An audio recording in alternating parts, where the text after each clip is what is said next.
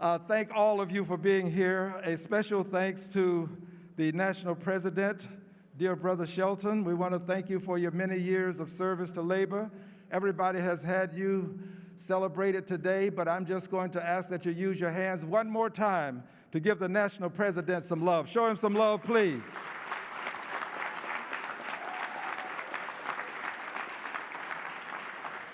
Somebody has to be the treasurer. And we are blessed to have Sarah as our treasurer.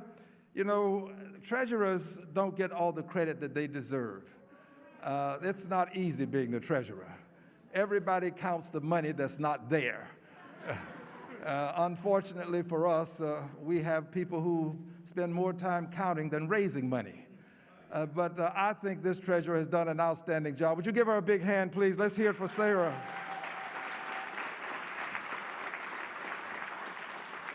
And of course, my friend Claude Cummings is here, who introduced me.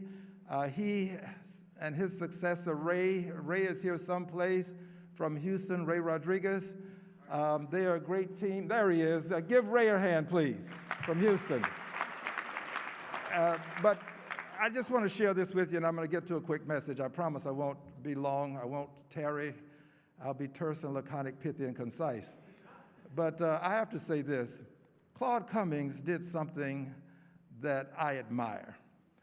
In Houston, Texas, labor had a home, but it didn't have a home that would attract people.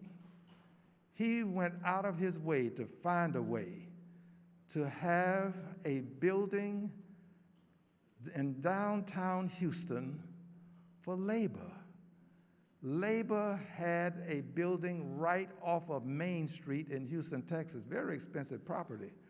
And it was because of the leadership of the Honorable Claude Cummings. Now, we still have another home. It's a great facility, but that was the first one of that magnitude. And for that, Claude should be appreciated forever. Claude, thank you so much for what you were able to do in pulling that off. Now, friends, by way of further introduction, I'm the same Al Green who is a dues check-off member of labor. I am a member of Congress who is also a member of labor. I am a member of ASCME, and it was dues check-off. Now we have to pay upfront in advance. So I am a part of labor. I am one of you. I believe in what you do because what you do is what I do.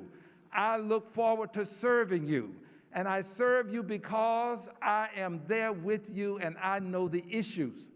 And the issue that I want to call to your attention today is the PRO Act. The PRO Act. This is an important piece of legislation. But I neglected to do something else. I always do this, friends. I'm coming to the PRO Act, but I always want to thank some people who are not here. There are some people who make it possible for us to have these meetings. These are the people who go to distant places. These are the people who sometimes don't return the same way they left. They serve in the armed forces. And regardless as to how we feel about the various wars, we ought to want every one of them to come home safely. So let's hear it for those persons who serve in our military. In our military. It means something to me to know that I've got people who are willing to put their lives on the line so that I can have a better life. It means something to me. And if you are a member or have been a member of the military, please stand at this time so that we can honor you. Stand up, military. Over here, military, military, military. Let's give them a hand, please. Thank you for your service to your country.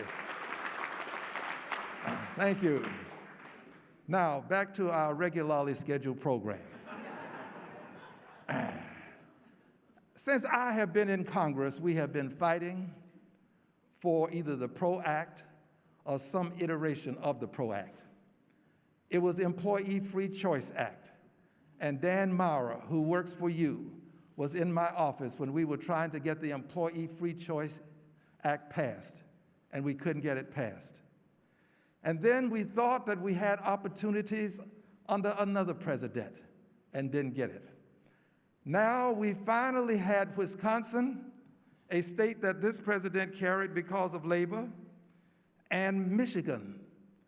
These states helped put President Biden over the top. President Biden doesn't forget that, by the way, in my opinion. He remembers. But here's my point. We fought for it.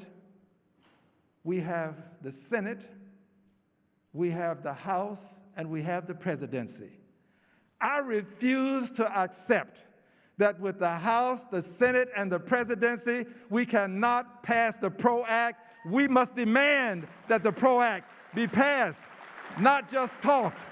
We passed it out of the House, and if we can pass it out of the House that is closely divided, we can pass the PRO Act in the Senate. It's just a matter of how much pressure do we want to put on 2 senators to get it done. It's time to pass the PRO Act.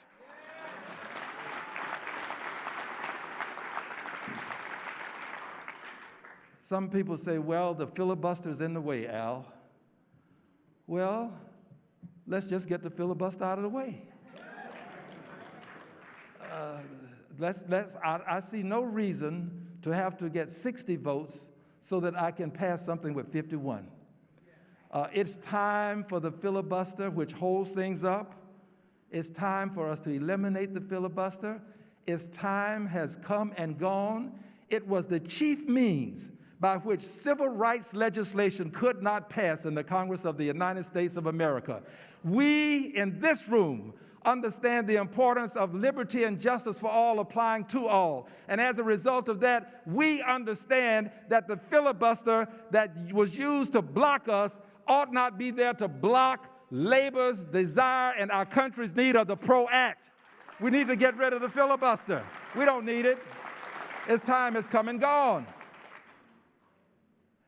And for those who may question whether this is the best idea, let me just share this with you. I don't think we should have to vote for a PRO Act, to be quite honest.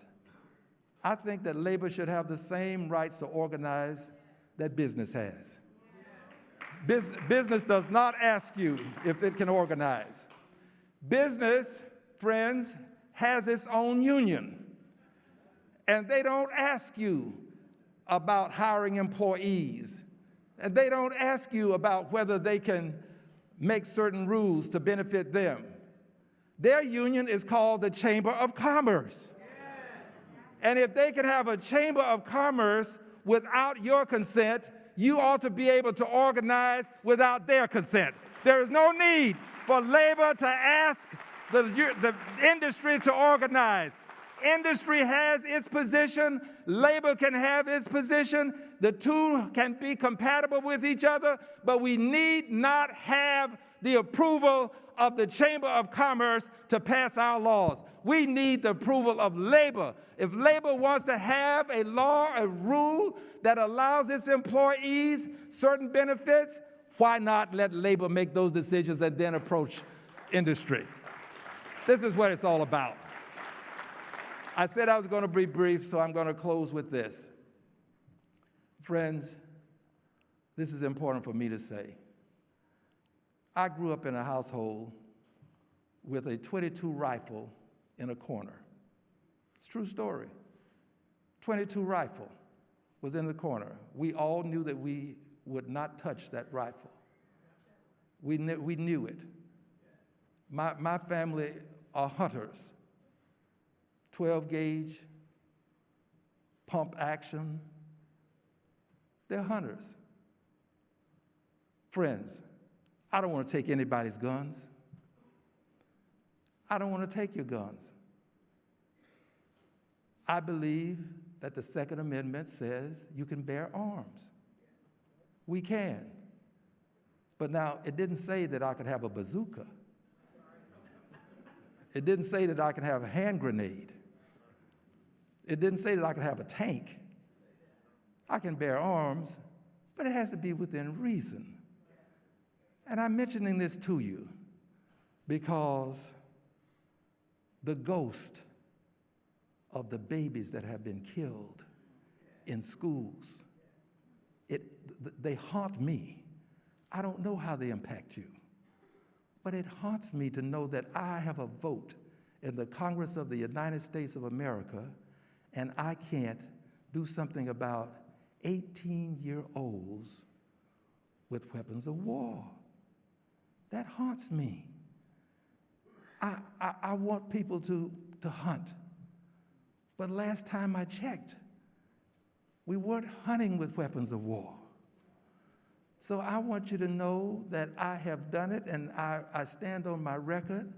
I have voted not to take anybody's guns, but to make sure that 18-year-olds don't get weapons of war. Let's wait until they're 21. We got to save these babies. If you believe that babies ought to be able to go to school and come home safely, that teachers ought to be able to teach without carrying a gun, if you believe that we can have a Second Amendment, people can have their guns, and 18-year-olds need not have a weapon of war in their hands, we've got to support that. And if you believe in that, then I'm going to continue to have my 100% voting record with Labor. Friends, I'm going to leave you now, and you notice that I have a cane, and people are always asking me, Al, are you going to be all right? When will you be able to relieve yourself of your cane? Well, I have professionals looking after me, and here's my response, dear brothers and sisters. I will be all right when my lawyer tells me I'm all right. Thank you.